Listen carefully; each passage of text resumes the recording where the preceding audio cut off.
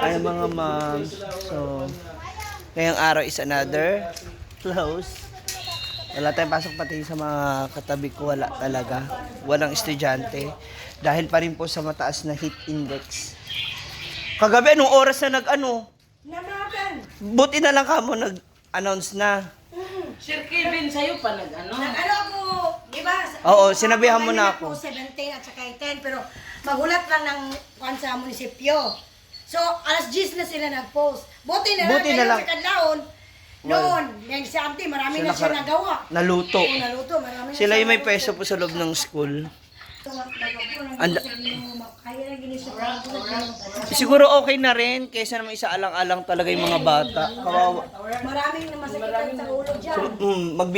Magbibleed yung ilong. Magiging problema pa ng teacher yan. Sagutin pa nila ng school. Kasi, nandoon sila sa subang, nangaligo, maraming estudyante doon. Oh. Ako naman yung mga stock kahapo, ay nung Wednesday, nagbabad ako munggo. Oo. Naging togi na siya kahapon, tapos inamag. Bumili ako kagabi, nagbabad na naman ako na, baka mamaya maging puno na yan. Bukas mamunga na yun. Yung Oo, una mong ginawa. mamunga Yung una mong ginawa, ano na? Wala na inamag. Okay. Sayang. Natawagin na. Masarap pa ba naman yun? Lagyan ng kuan. Ground pork. Togi nga. Putulog na oo. Yung putusin mo. Hanggang bukas wala rin pasok. Ay, mayroon nga doon na po sa hanggang 18 daw. Napakano na lang. Sabi ko kahapon, ay, nato ang bahay ko. Napuntahan ko, 2 buwan na ako nakapunta doon. Sayang. So, ito na mga moms. Kumpirmado, walang pasok. Ang worry ko ngayon is yung munggo. Ayun na naman yung munggo natin. Kuya, pakibukas nga yung tubig, kuya, please. Wait lang.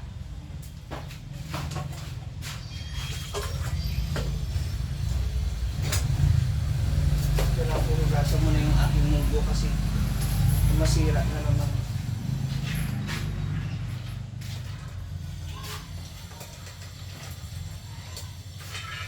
Ikot mo lang. Ha? Ikot lang ba? Oo. Asan? Ay! Ikot na. No? Oo. Hindi.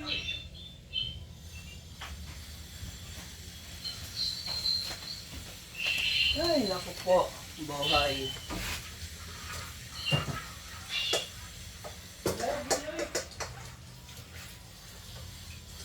So, ang gagawin ko dito ay iuwi ko na lang ng farm.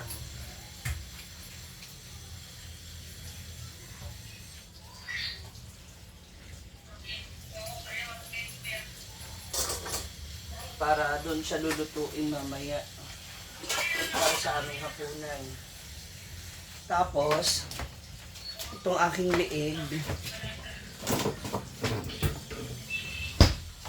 palambutin ko muna siya kasi iprito ko dahil mamaya merong swimming ang mga hinaguan stuff. Aking hinaguan stuff. So, yun. At ang fish. Pero, ay nako, kailangan ko lang muna ibalik ulit yung mga karne sa freezer para hindi masira.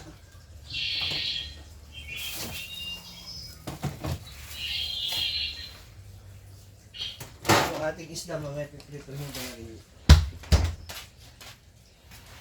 Paano ba to? 2 days pa yata walang pasok ulit.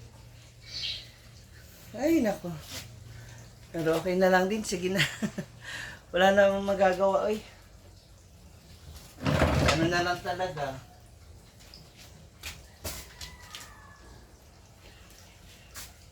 Hindi naman natin mapipigilan ang klima. Hindi natin makokontrol. Kailan dapat kumalma. Tapos kapag nagtag-ulan na dito naman, baha. Lagalas ang pagbaha sa mga lugar, may mga ilog dito, may mga ilog, may mga falls, so mabilis tumaas yung ilog na yung sa mga ilog bago ako makarating sa inyo dadakan ng tulay yan, may mga tulay yan, tumataas yung tubig, So, mabilis na babaha.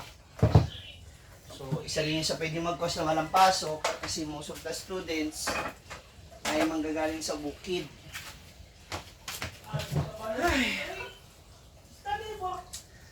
So, bahala na lang. Ilaban na lang natin to.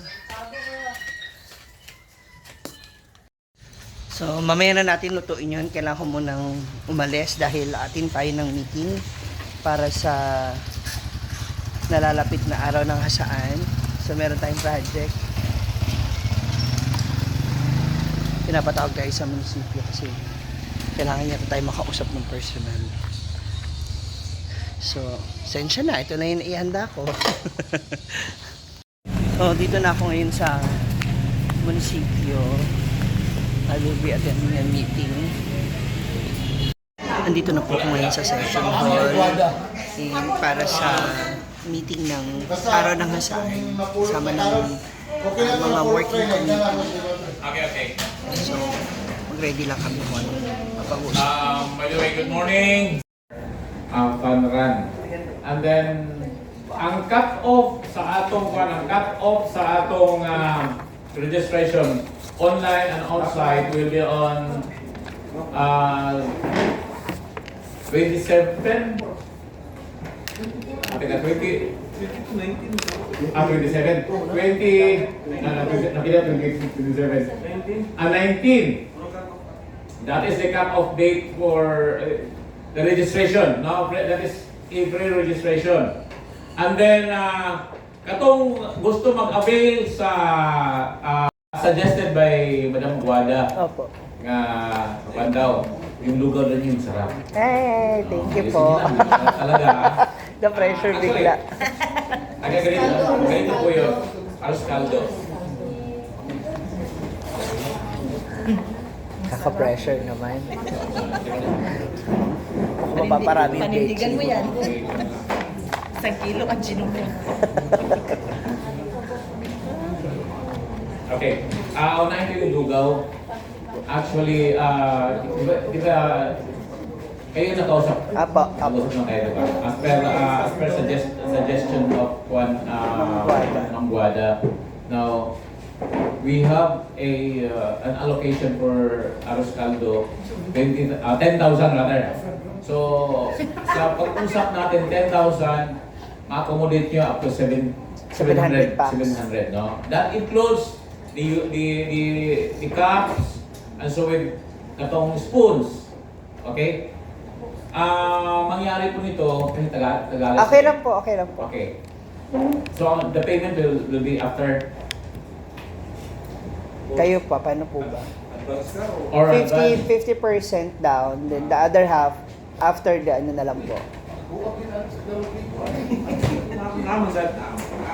50%. Ah. Okay, anyway. Kung ano magtas?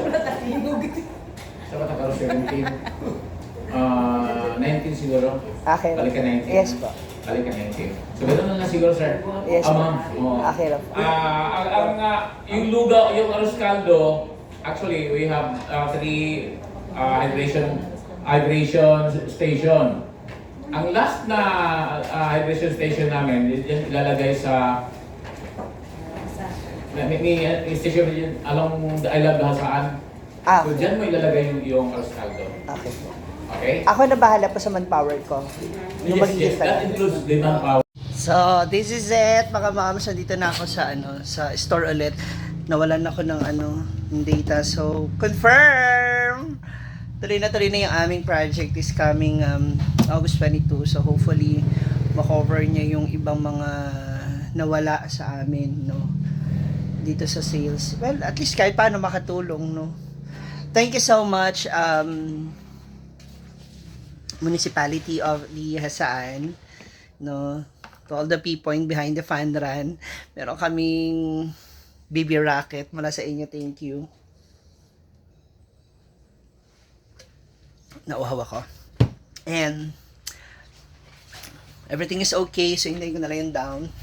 Ngayon naman magluluto na ako kasi susunod na ako sa hinagawa ng staff Kasi nandun na sila, nagsuswimming na sila, mukhang nag-enjoy na sila. Gusto ko na rin po lumublog kasi sobrang init talaga mga moms, no? So, thank you so much for watching this video. Kindly share, comment down below. Maraming salamat. God bless you.